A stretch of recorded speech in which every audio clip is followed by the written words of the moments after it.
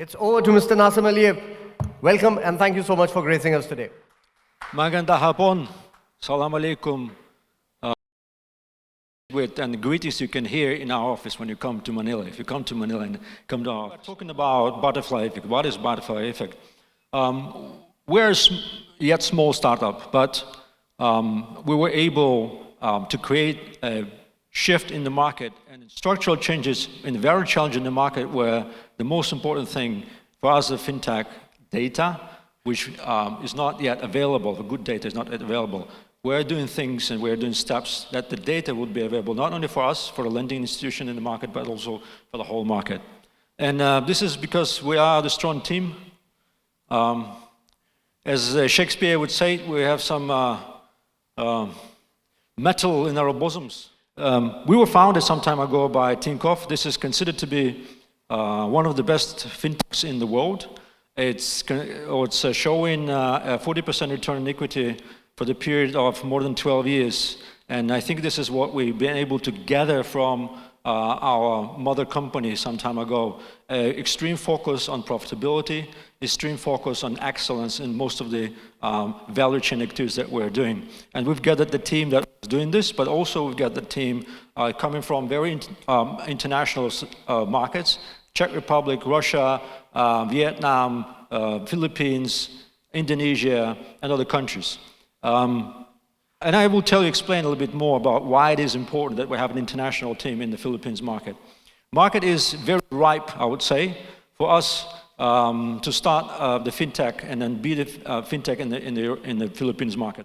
So we're starting with something very focused on lending, with our intention to build a bank, with our intention to build a very diversified products in one application, which our organization with our previous mother company was able to do successfully, 30 million clients. We're starting very simple, but lending business, starting the offline business, and then we expand into debit cards, we'll expand into saving products, and then fully fledged called lifestyle banking application. But we start with something which is we can scale first, second, we can be profitable. The two things which you don't often see from the startups, we're focusing on this. Once you're doing this, then you are safe to start to expand into the other product categories without burning too much of the investors' money. And we will talk about a little bit our key factors of success. What we've learned, culture, this is on the right angle. Culture is one of the most important factors why the organization in the international market doing business in a very challenging market like Philippines could be successful. It's the glue of what we're thinking about other things like data science, technology, test learn approach that allows us to understand the market better, also on this market to be very fast in what we're doing. Let's talk about the market as we started to give you a bit of a hint that it has a lot of potential. We see that GDP is growing with a healthy 6% over a few years and will continue to be growing. It's one of the factors, but also looking at consumption. Consumption is also one of the highest growing in the market in the Southeast Asia. And if you go to the Philippines and you go to the malls, you see that most of the people are having a very good time in the malls. So it's really a good representation of the country. What is one of the important factors as well is very low penetration on banking products. Banks are very much focused on their turf right now, which is a good factor for us. Important, again, factor, population. 140 million population. It's a big country, right? But over 50% of the population is less than 24 years old. That means next 10 years, approximately 20 million of people of workforce will join, and also they will join the financial services. And in the structural change, we see that the GDP per capita grows, and what is happening with that mass sector is coming more into mass affluent sector. Banks are here in this area where the interest rates are low and then the security is high for them, where they're working only with mass affluent sectors. Here are the loan sharks, like gray area, very high exorbitant interest rates. And there's a very big area where fintechs can play. Why? Because banks don't understand how to do the risk with alternative credit. We understand it. We want this risk, we want to go to this area, but we want to be profitable at the same time. So the fintechs are here, we estimate like approximately 30 million customer base. So we're, I think we call it, it's not maybe blue ocean, but this is a big territory where fintechs can take place. This is about the problems. Walan is in Tagalog, in the Filipino language, one of the Filipino languages is no, not available. A lot of things are not available. There's no centralized data on IDs. And if you look at the types of IDs that are allowed in the country, you can see this is like approximately 20 of them. So if you have 20 IDs and you cannot verify this ID with the person in the database, what's happening? The customer is coming to you and saying, for example, I'm Arna Go, I'm from Cebu. And what we say, if we cannot check, probably we have to trust you, maybe. So we should be very focused on not only alternative data, but also being able to recognize biometrics, face recognition, and to prevent fraud. If we go further and then look, okay, these guys in this area, very challenging, very promising, what they're doing. We started with offline. Although it's counterintuitive to our hearts, we're very online people, very digital based. But we understood that there should be some steps in the way how both us and the market should evolve. So we started it offline, where we believe both the product, its point of sale, and the customer can come to us and buy furniture, buy mobile phone, or buy computer, buy installments, could be the area where we can healthy grow with profitability and with scale. But for that, you have to be able to cover approximately 7,000 islands. So during a span of 1 year, we were able to grow into 94% coverage of the Philippines. We have more than 2,500 places where now we're represented, and more than 610 merchants. It's approximately 50 merchants per month we have to onboard, meaning that, I mean, you have to be very efficient in the way how you do this. Again, I was talking about the competitive advantages, I was talking about the culture, and this is really why entrepreneurial spirit, it allows our colleagues to do business very quickly. That is the reason why we were able during 1 year time to grow with approximately 50% growth rate. We've achieved approximately 30 million portfolio, but I think that this line is the most important one. You see this line, this is the first payment default. First payment default coming from a relatively high, this is a high amount, and decreasing approximately 2 times. This is the hike.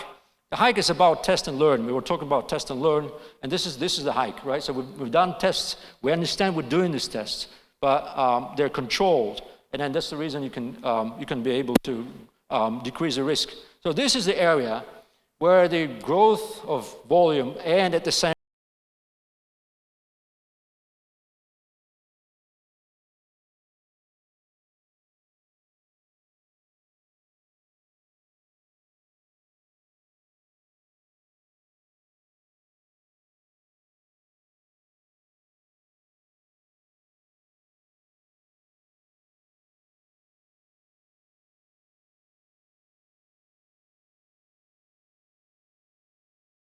should be super good.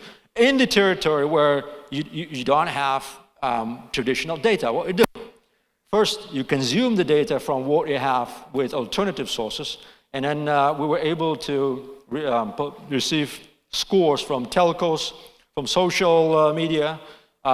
We do been able to receive from some alternative institutions bad debt data, and we consume a lot of information on the device itself.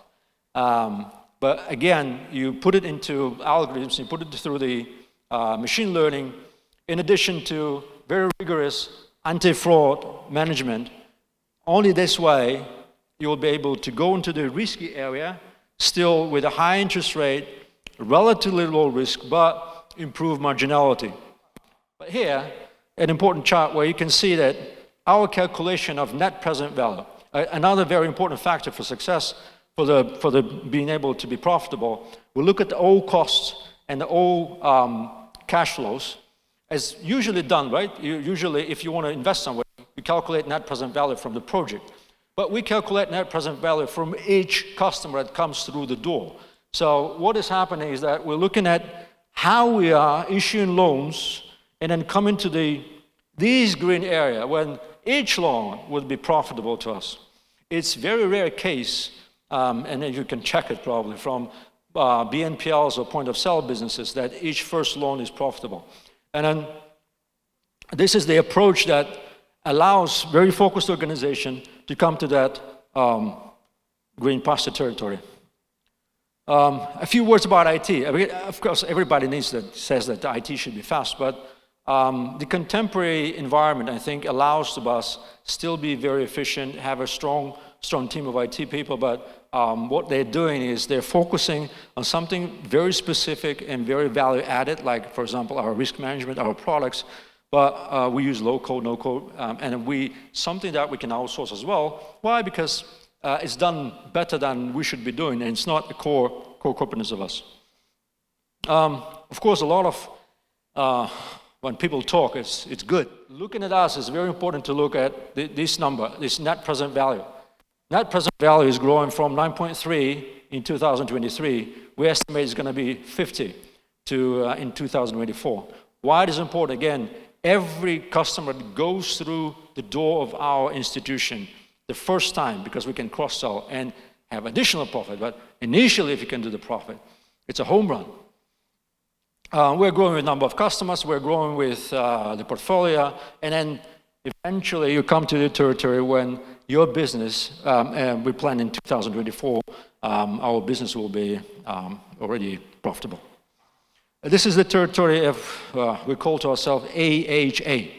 So it's AHA is, what is it, AHA? It's AHA territory. AHA territory for us, we've done it, and now we have to grow and scale with the maximum speed what we're doing. And AHA territory for the investors. So if anybody of you who has a potential investor, come to us. It's a good time right now. About us, and then the butterfly effect. Who was the famous sportsman that was talking about butterfly, flying like butterfly, and then punching like a bee? Muhammad Ali, right? What we're doing, we're yet small organization, but we move the market. We move the market to make it more transparent, not only for us, but for other players. For other players, and then for efficiency and reduce the asymmetry information in the market. So, no data, right? Very limited amount of data. We agreed with a number of institutions to create an alternative credit bureau, a very professional one. At least we'll start with the bad data to exchange the bad data initially. But later on, we'll probably do a more sophisticated product as a credit bureau. But this is the step that allows many lending companies, especially in Fintech area, to be much more efficient compared to the situation right now. So this is what we do as a small organization, but moving the market into the right direction. What about us as a company? Of course, we're looking to build a bank where we're Fintech bankers. But now we still be focused on credit, introducing some new very interesting market products like credit line into the market. But also we do something which is relatively unusual, where we do business together with those companies that have a lot of customer base, but they're not into financial services. So we come and become part of their product offer that is usually now called embedded finance. So this is what you can expect from us in 2024. And yet, next step for us would be a bank. So this is about us. Thank you very much.